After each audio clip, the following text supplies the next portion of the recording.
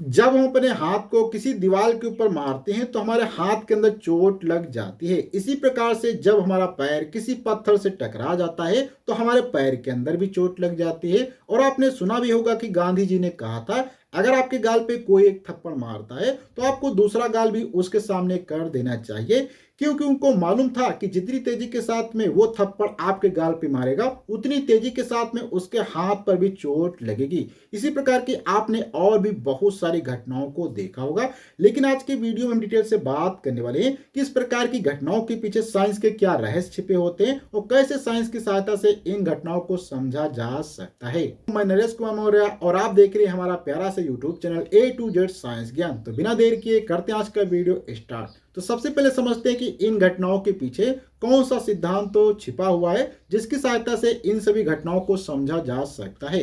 तो यहाँ पे अगर हम बात करें तो जो हमारा न्यूटन का सेकंड नियम होता है, जो कि हम जानते हैं एक्शन एंड रिएक्शन नियम, जो कि यहाँ पे न्यूटन का हमारा सेकंड नियम हो जाएगा। इसी की सहायता से हम इन सभी घटनाओं को हम समझ सकते हैं। तो ये हमारा हो जाएगा न्यूटन का सेकंड नियम। न्यूटन का सेकंड नियम ये कहता था कि अगर आप किसी भी चीज पे एक बल लगाएंगे तो उतना ही बल आपको अपोजिट मिलेगा। जैसे कि आपको मैं यहाँ पे सिंपल से समझा देता हूँ। जैसे कि सपोज करो यहाँ पे मेरे पास क्या है, ये मेरा मोबाइल है। अब इस मोबाइल के ऊपर मैं यहाँ पे क्या करता हूँ, अगर इस माउस को इसके ऊपर मैं रख देता हूँ, ठीक, यहाँ पे आपको ध्यान से समझना है। अगर मैं इस मोबाइल के ऊपर इस माउस को यहाँ पे रख देता हूँ तो यहाँ पे आप देख रहे हैं कि माउस जो होता है इसका कुछ ना कुछ तो द्रव्यमान होगा। जैसे कि यहाँ पे सपोज करो ये हमारा यहाँ पे क्या है, आप देखेंगे ये हमारा यहाँ पे क्या हो जाता है, मोबाइल हो जाता है, ठीक। ये हमारी क्या है, मोबाइल की स्क्रीन हो गई।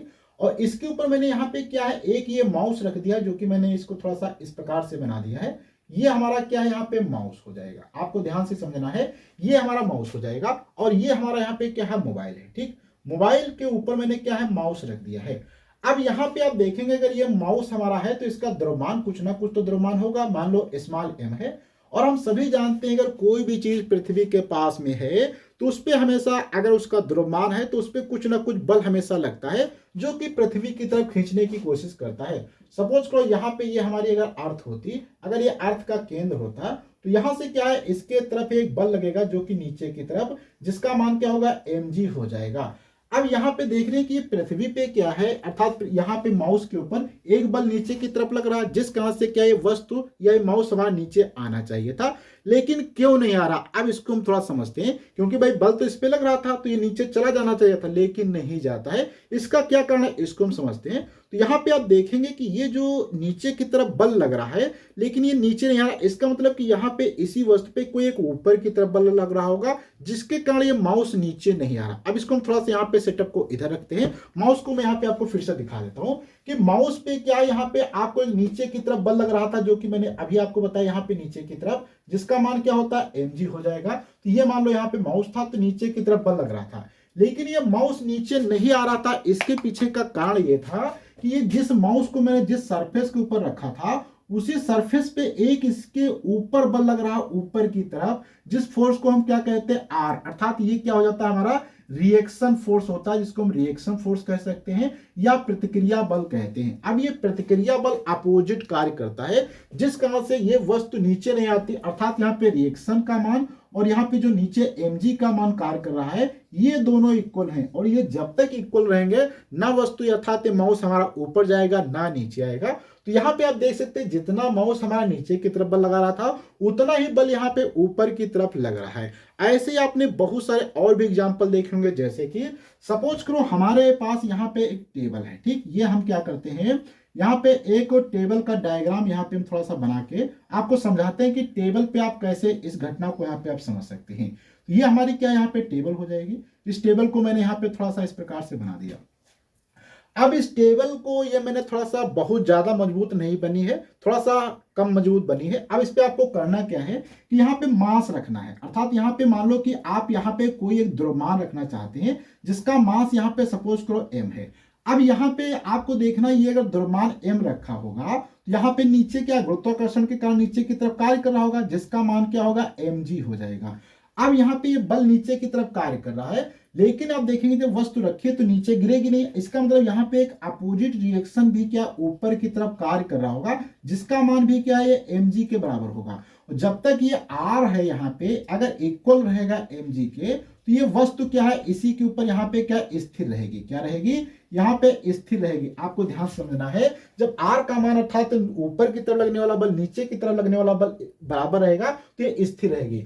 अब यहाँ पे मैं थोड़ा सा कंडीशंस आपको दिखाता हूं कि मान लो M का मान आपने 10 किलो कर दिया, फिर 20 किलो कर दिया, फिर 40 किलो कर दिया, फिर 50 किलो कर दिया, फिर आपने 100 किलो कर दिया, फिर 200 किलो कर दिया, फिर आपने 500 किलो कर दिया। ऐसे आप धीरे धीरे मास का मान बढ़ाते चले जा रहे हैं। तो जैसे जैसे यहाँ पे आप देखेंगे M का मान बढ़ता चले जाएगा, वैसे यहाँ पे जो नीचे की तरफ ये बल कार्य कर रहा है mg, ये भी क्या है, बढ़ता चला जाएगा। वैसे ही धीरे धीरे यहाँ पे R का मान भी क्या बढ़ता चला जाएगा। बिल्कुल सही बात है। लेकिन जैसे ही मान लो यहाँ पे आपने क्या है 200 kg कितना रख दिया, 200 kg का यहाँ पे आप बाट रखेंगे, या मान लो यहाँ आपने मान लो 2000 kg रख दिया, कितना रख दिया, 2000 kg यहाँ पे आप रख देंगे।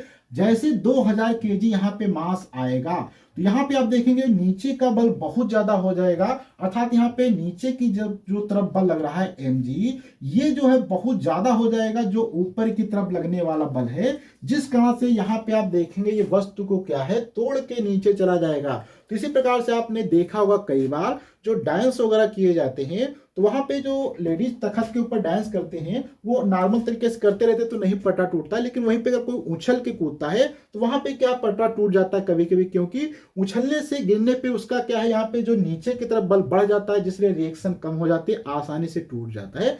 तो ये रिएक्शन फोर्स यहाँ तक तो हमने समझ लिया कि अगर आप किसी भी वस्तु पे बल लगाएंगे तो वो भी वस्तु आपके ऊपर बल लगाएगी, लेकिन एक कंडीशन होगी, अगर आप धीरे धीरे बहुत ज्यादा बल बढ़ा देंगे तो हो सकता है आपको रिएक्शन कम मिलेगी। अगर रिएक्शन कम हुई तो इसका मतलब पटरा आपका टूट जाएगा, अर्थात ये लकड़ी अर्थात ये मेज आपकी टूट जाएगी।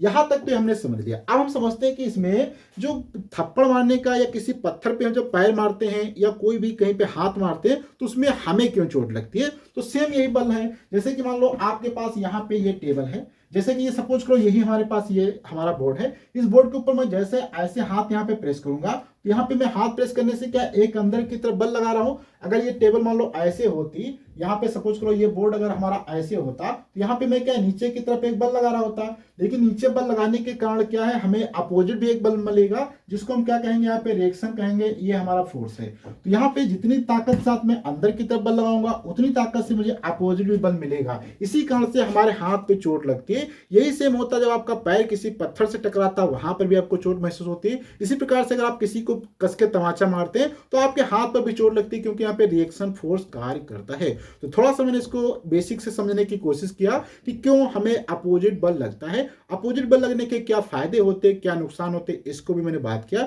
फायदे की अगर बात करें, जैसे कि अगर हम अर्थ पे खड़े हैं, अगर यहाँ पे हमें रिएक्शन फोर्स ना मिले अर्थात अपोजिट बल ना मिले तो हम जमीन के अंदर धंस जाएंगे, इसलिए अपोजिट बल भी बहुत इंपॉर्टेंट होता है। और आपने देखा होगा अगर कुछ दलदले स्थान पे आप जाते हैं जहां पे रिएक्शन फोर्स कम मिलता है तो वहां पे हमें चलने में काफी ज्यादा प्रॉब्लम होती है। तो इसलिए रिएक्शन फोर्स हमारे लिए काफी इंपॉर्टेंट भी होता है, कभी कभी इसके ड्रॉबैक भी हो जाते हैं। अगर रिएक्शन फोर्स हमें ना मिलता तो हम किसी को भी तमाचा मारते तो हमें कोई चोट नहीं लगती, ये इसका थोड़ा सा ड्रॉबैक है। तो इसके कुछ फायदे भी हैं, कुछ नुकसान भी हैं। तो आज की वीडियो में डिटेल से समझा, अगले वीडियो मिलेंगे, जब तक के लिए धन्यवाद।